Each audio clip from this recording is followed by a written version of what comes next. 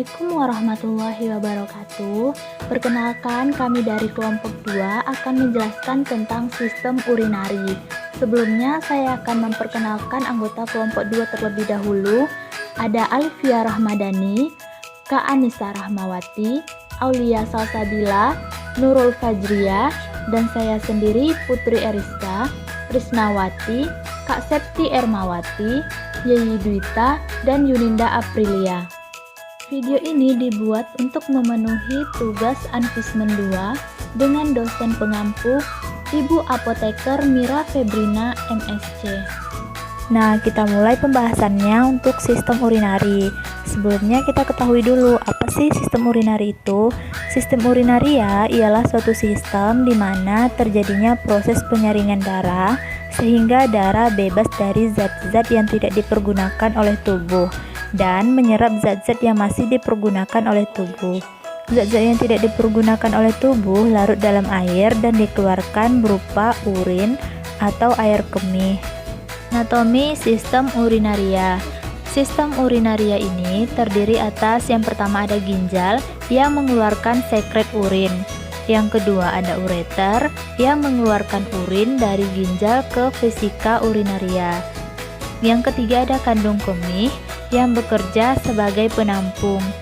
Dan ada ureter yang menyalurkan urin dari kandung kencing. Sistem urinaria yang pertama yaitu ada ginjal. Anatomi ginjal yang pertama ada nefron. Nefron ini terdiri atas korpus renal atau badan Malpighi dan tubulus renal. Yang kedua ada korteks renal.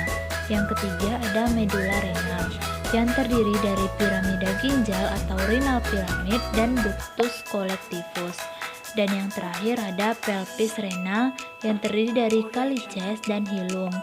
Fungsi ginjal ini berguna untuk yang pertama menyaring dan membuang limbah, yang kedua mengendalikan keseimbangan air, yang ketiga mengatur sel darah merah, dan yang terakhir mengatur tekanan darah dan kadar garam. Selanjutnya yaitu ureter. Ureter merupakan organ berbentuk tabung kecil untuk mengalirkan urin dari ginjal ke dalam vesika urinaria. Ureter memiliki panjang lebih kurang 25-30 cm dan diameternya 3-4 mm. Ureter ini memiliki fungsi sebagai jalur sekresi dari ginjal menuju kandung kemih.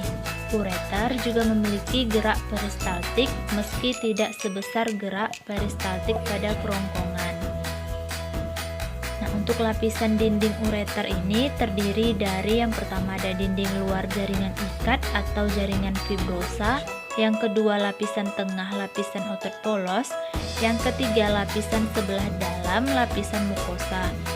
Lapisan dinding ureter ini menimbulkan gerakan-gerakan peristaltik yang mendorong urin masuk ke dalam kandung kemih. Selanjutnya itu kandung kemih. Kandung kemih ini berfungsi sebagai penampung sementara urin yang telah diproduksi oleh ginjal sebelum dikeluarkan dari tubuh melalui uretra. Ukuran urin yang sanggup ditampung oleh kandung kemih ialah sekitar 500 ml. Tetapi saat sudah terisi 250 ml maka akan dikeluarkan oleh tubuh. Bagian vesika urinaria tersebut terdiri dari yang pertama ada fundus, ada korpus, ada vertex, dan ada dinding kandung kemih. Selanjutnya itu uretra.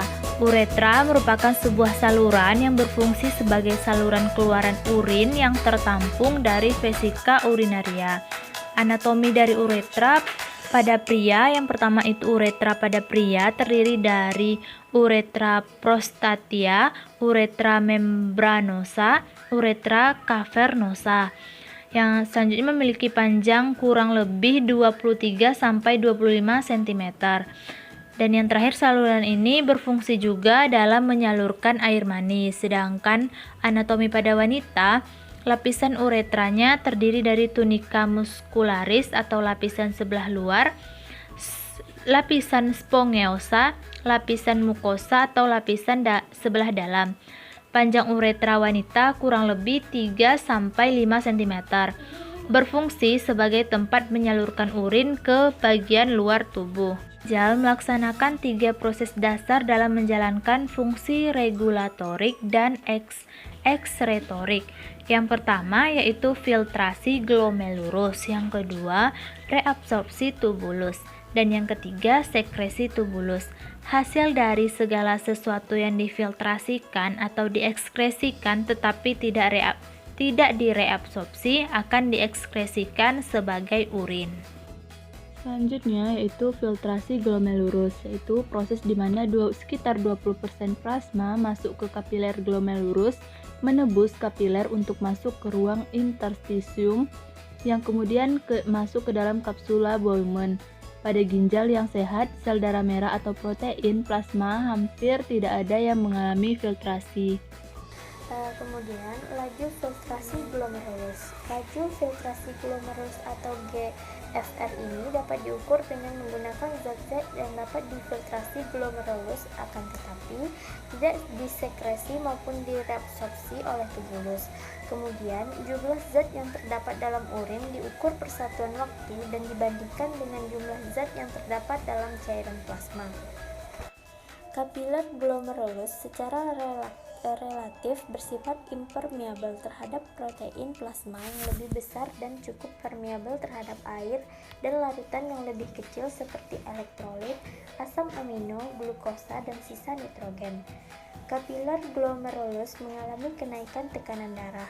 Kenaikan ini terjadi karena arteriol aferen yang mengarah ke kapiler glomerulus mempunyai diameter yang lebih besar dan memberikan sedikit tahanan daripada kapiler yang lain. Faktor yang terlibat dalam filtrasi. Adapun faktor lain yang ikut serta dalam filtrasi itu ada 3. Yang pertama itu pH dan tekanan osmotik dari filtrat dalam kapsula Bowman dan tekanan osmotik plasma. Tekanan osmotik adalah tekanan yang dikeluarkan oleh air atau pelarut lain pada membran semi permeabel sebagai usaha untuk menembus membran ke dalam area yang mengandung lebih banyak molekul yang lebih dapat melewati membran semi permeabel. Adapun tahapan yang kedua dari pembentukan urin ini yaitu reabsorpsi. Reabsorpsi ini terjadi pada tubulus contortus proximal.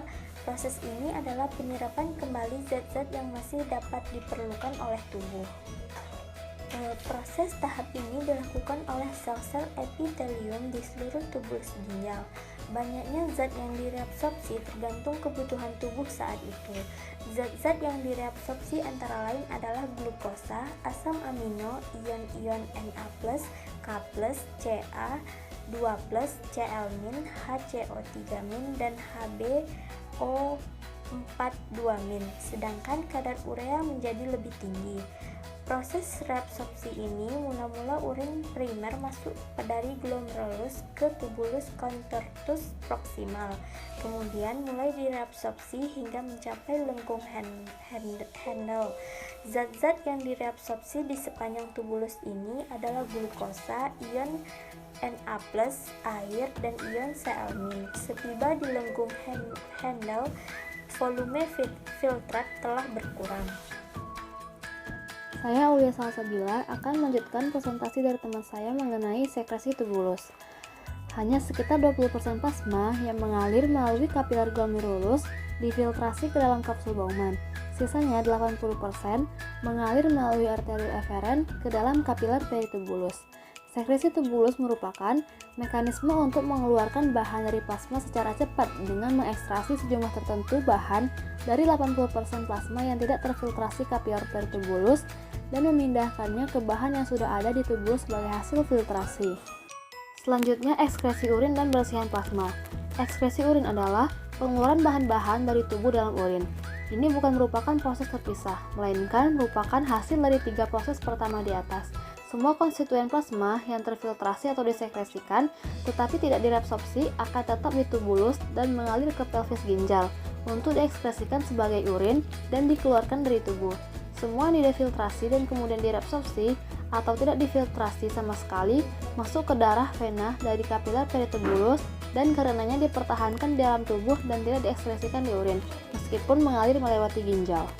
Plasma yang masuk ke ginjal melalui arteri renalis. Plasma yang keluar dari ginjal melalui vena renalis tidak mengandung bahan-bahan yang tertinggal untuk dieliminasi di urin. Dengan mengekskresikan bahan-bahan di urin, ginjal membersihkan atau mencernihkan plasma yang mengalir melalui dari bahan-bahan tersebut. Bersihan plasma setiap bahan didefinisikan sebagai volume plasma yang dibersihkan secara tuntas dari bahan bersangkutan oleh ginjal per menit. Hal ini tidak menunjukkan jumlah bahan yang disingkirkan, tetapi volume plasma asal dari jumlah yang disingkirkan tersebut. Bersihan plasma sebenarnya merupakan ukuran yang lebih bermanfaat daripada ekskresi urin. Ini adalah lebih penting untuk mengetahui apa efek ekskresi urin pada pengeluaran bahan dari cairan tubuh daripada mengetahui volume dan komposisi urin. Bersihan plasma menyatakan efektivitas ginjal dalam mengeluarkan berbagai bahan dari lingkungan cairan internal. Orang bijak belajar ketika mereka bisa, orang bodoh belajar ketika mereka terpaksa. Demikianlah presentasi dari kelompok 2. Mohon maaf apabila banyak kesalahan. Terima kasih atas perhatiannya. Silakan bagi teman-teman yang ingin bertanya untuk berkomentar di kolom komentar Google Classroom-nya. Wassalamualaikum warahmatullahi wabarakatuh.